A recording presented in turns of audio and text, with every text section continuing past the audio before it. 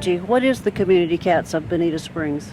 We're a nonprofit organization that helps cats in Bonita Springs with trap, neuter, and return. So we humanely trap the cats, get them fixed, put them back in their neighborhoods. If they're friendly, we try to find other alternatives for them. We might get them placed in a home through a shelter or adopt them out ourselves.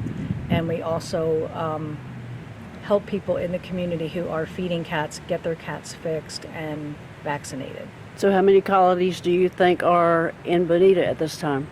Colonies, we have worked at probably 50 or so colonies. We've fixed about 3,000 cats since 2015. Wow, that's a lot. It's a lot, yeah. And we have adopted out probably another 500 to 600. So how many colonies do you think are in Bonita at this time? Colonies, we have worked at probably 50 or so colonies. We've fixed about 3,000 cats since 2015. Wow, that's a lot. It's a lot. So how many volunteers are working with this organization? We have about 32 active volunteers. Most of them are colony managers, so they're people who come to the colonies each day. They check on the cats, they feed the cats. If anybody is injured or sick, we either treat them at the location or we have to retrap them and take them to the vet. We mainly use Animal Hospital of Bonita for that. And then we have a TNR manager who is the person who coordinates all the trap, neuter, return appointments between people in the community who need to use the appointments and the clinics that we use, which is Animal Hospital of Bonita. So if someone finds an injured cat, who would they contact? Well, if they find an injured cat in Bonita Springs, they could either contact us through our Facebook page or Gmail, Bonita Kitty Fixers at gmail.com. If they're not in Bonita, they could always, if they can get the cat, they can take it to Lee County Domestic Animal Services on Diamond Drive in Fort Myers. Well, we're all volunteer, so no one in the organization is paid, but we get donations through our Facebook page, through our website. We also have events. Sometimes we just had an event 2 days ago that did really well. It was a mini golf fundraiser at the Golf Safari on Bonita Beach Road.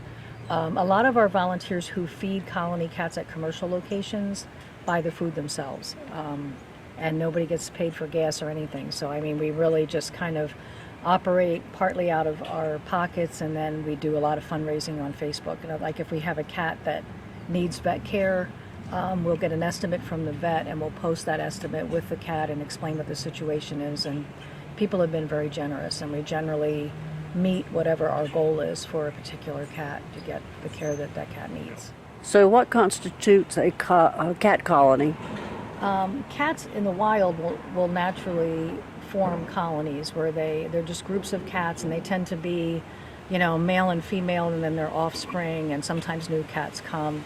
It's not like we don't do anything to create a colony. That's something that cats do on their own. But throughout Bonita Springs, there are colonies of cats everywhere. Some of them are in residential areas, some of them are in commercial areas.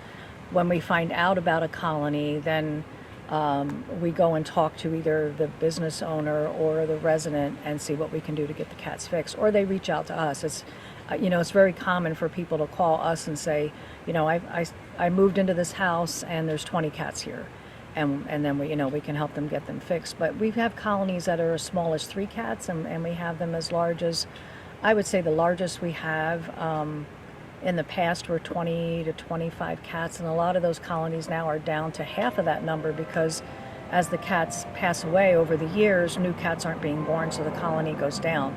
So that's what the advantages of TNR is, that you can control if you have cats in your neighborhood, you can control the population, the numbers, and you can also control the health of the cats by fixing them and feeding them in a responsible way, and letting them do rat control, which is really important in Florida. But the thing that we saw a lot of before we started with that, there were neighborhoods where there were just hundreds of cats per block, and now we've really got those numbers way down, and the cats that are there are managed and fixed and vaccinated. So it's better for the people who live there, and it's better for the cats. Right. So this particular colony that we're at here on Felts, what can you tell me about these cats and approximately how many are here? Yeah, this colony, from what I understand, because this started long before I got involved, but this colony was here like the father of the person who now owns this property. The cats started coming here and he started to feed them, and this was before we had TNR. When I found out about this colony in 2014, it was about 25 to 26 cats here. So we reached out to the business owner. We started trapping the cats and fixing them, and then our volunteers feed the cats and manage this colony. We've had a couple cats die over the years, from this colony. Either they died of natural causes, just disappeared. Some got hit by cars. Some, sadly, were killed by dogs in the area, the free, dogs that the owners just let out. But this colony now, I think, is down to about 12 or 13 cats. And we'll continue to take care. Every now and then a new cat comes, and typically when a new cat comes to the colony, it stays back and it watches the colony. It'll eat when the other cats are done, but there's always like an alpha male and an alpha female in each colony, and the males don't generally like to let new males in. They will fight, but once we neuter them, it usually kind of, diffuses that situation a little bit. And I noticed at Survey Cafe they have a colony, which is down to, I believe you said about 3 There's now? about 3 cats there now, and they're, they kind of come and go adjacent properties. I mean, we see cats that are from one colony. Sometimes late at night they'll be at another colony. I mean, they roam around. They don't just stay right there. But that's what they consider their home base. And we've been lucky that business owners in Bonita Springs have been really willing to work with us as long as we get the cats fixed. They don't, if they've got 8 cats living in their parking lot, they don't want it to turn into 80. They can deal with 8. So if we can get them fixed, then we can help them control that number. I have heard of the community cats and feral cats. What is the difference? But they both live outside, but feral cats are totally wild, and they are able to pretty much fend for themselves. And they sometimes live in the woods. They could live in parking lots and places like that too. But community cats are like in between. They're in between feral cats and tame, and there's like a wide spectrum in there. Some are more feral than others. But they're cats that depend on people for food. They've gotten used to being around people. They may become somewhat friendly to their feeder, but they're not friendly and adoptable in the same sense that your household cat would be. They live outside. If somebody strange comes up, they'll run and hide. They're not cats that you can go and pick up. So there is a difference, but feral cats are truly wild cats. So how can someone tell if a cat has been fixed? Very good question. Once a cat's been fixed in the program, its left ear is trimmed off about 1/4 of an inch while it's knocked out for the spay-neuter surgery. So the left ear looks straight instead of pointy. They can cut the point off. Yeah, they cut the point off, and it's that's like if we trap a cat, we can look in the trap and go, oh, this one's already been fixed, and let him right out again. Okay. Yeah. So, Angie, how can people help your organization to either become volunteers or in donations? Right, we always need donations, money donations, and cat food. If you contact our email, which is really easy to remember, it's bonitakittyfixers@gmail.com.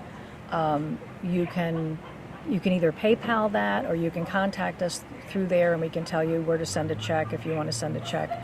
If you want to volunteer with us, you can use the same email address, and we can set you up with another volunteer to shadow and learn what we do. We really need volunteers in the summer. So if people are full-time residents and they could help out in the summer, that would be great, because we lose about 1/3 of our volunteers when season ends and they go back up north. Then we're scrambling all summer to try to cover what they've been doing. So the nice thing is, if you leave in Bonita full time and you want to help in the summer, you can help in the summer and cut back a little bit in the winter months, because we tend to get a lot of help from, say, like November through May.